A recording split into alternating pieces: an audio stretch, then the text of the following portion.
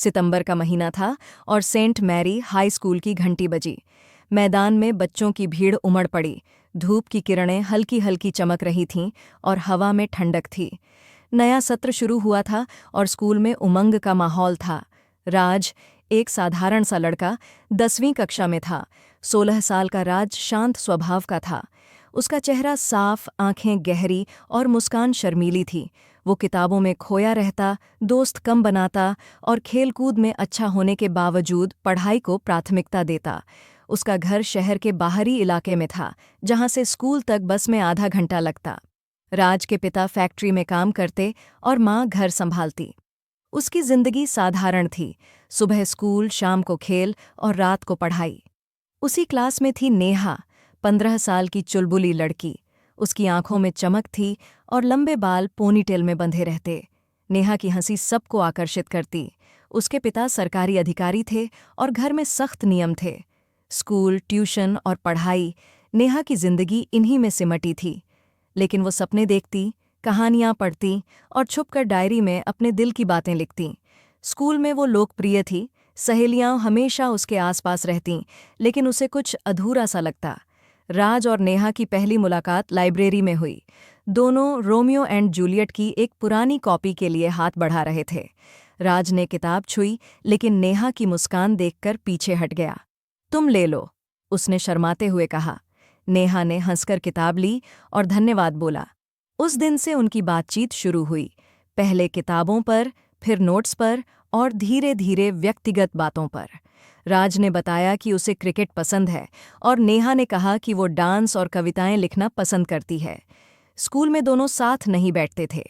नेहा की सहेलियां, खासकर रिया, हमेशा उसके पास रहतीं, लेकिन ब्रेक में मैदान के कोने में या लाइब्रेरी के पीछे वो चुपके मिलते। राज नेहा के लिए चॉकलेट लाता और नेहा उसे अपनी कविताएं सुनाती। एक दिन नेहा ने कहा, तुम्हारी आंखें समंदर जैसी हैं। राज का चेहरा लाल हो गया।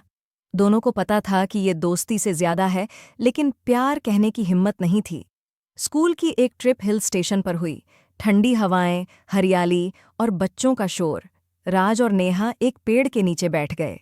वहां राज ने नेहा का हाथ पकड़ा और कहा, नेहा, मैं तुमसे प्यार करता हूं। नेहा की आंखें नम हो गईं। मैं भी राज, लेकिन पापा को पता नहीं चलना चाहिए, वो बहुत सख्त हैं। राज ने वादा किया कि वो चुपके मिलेंगे। उसके बाद उनकी मुलाकातें गुप्त हो गईं। नेहा ट्यूशन जाती, लेकिन रास्ते में ग्रीन पार्क में रुकती, जहां राज इंतजार करता। वहां फूल, झूले और बेंच थी। वो घंटों बातें करते, स्कूल, सपने, भविष्य। कभी नेहा राज के कंधे पर सिर रखती और राज गाना गुनगुनाता। राज घर से चुपके निकलता, वरना माँ डांटती, लेकिन प्यार में सब भूल जाता। एक शाम नेहा ने कहा, कल मेरा जन्मदिन है, कुछ स्पेशल करोगे? राज ने मुस्कुराकर कहा, हाँ, गिफ्ट लाऊंगा। अगले दिन ब्रेक में उसने नेहा को दिल के आकार का नेकलेस दिया। नेहा खुश हो गई, लेकिन क्लास में किसी ने देख लिया। उस शाम ग्रीन पार्क में नेहा ने नेकलेस पहना और दोनों हंसते नाचते रहे। लेकिन किस्मत ने पलट लिया। नेहा की छोटी बहन प्रिया, जो 8वीं में थी, ने उसे राज के साथ पार्क में देख लिया। उसने माँ को बताया और माँ ने पापा को। पापा गुस्से में लाल हो गए। ये क्या कर रही है? स्कूल पढ़ने भेजा है।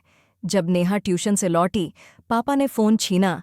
मैसेज देखे, I love you, miss you. गुस्से में थप्पड़ मारा। ये क्या है? नेहा रोती रही। पापा, वो मेरा दोस्त है। लेकिन पापा ने फ़ोन तोड़ दिया और स्कूल छुड़वाने की धमकी दी। अगले दिन नेहा स्कूल नहीं आई। राज मैदान में इंतज़ार करता रहा। उसका फ़ोन बंद था। शाम को ग्रीन पार्क गया, लेकिन नेहा नहीं थी। राज उदास हो गया।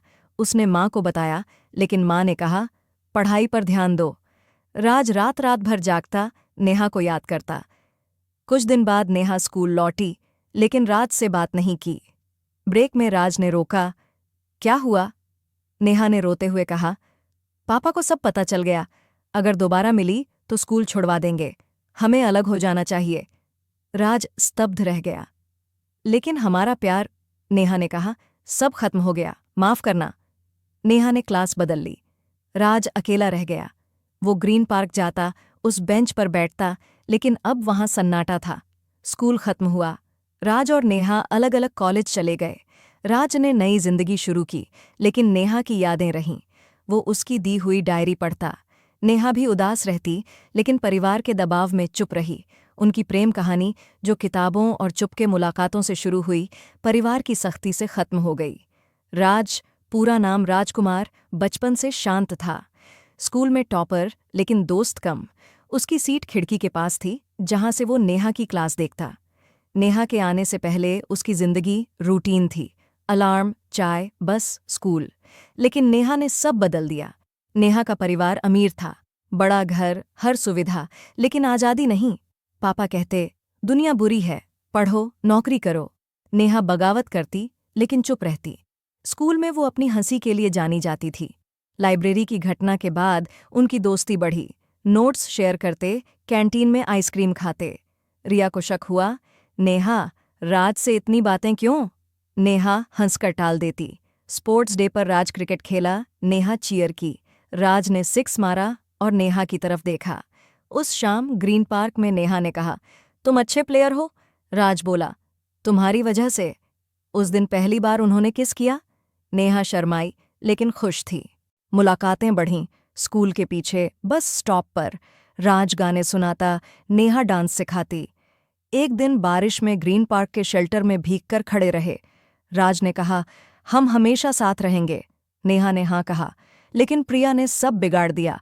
उसने नेहा को राज के साथ देखा और माँ को बताया।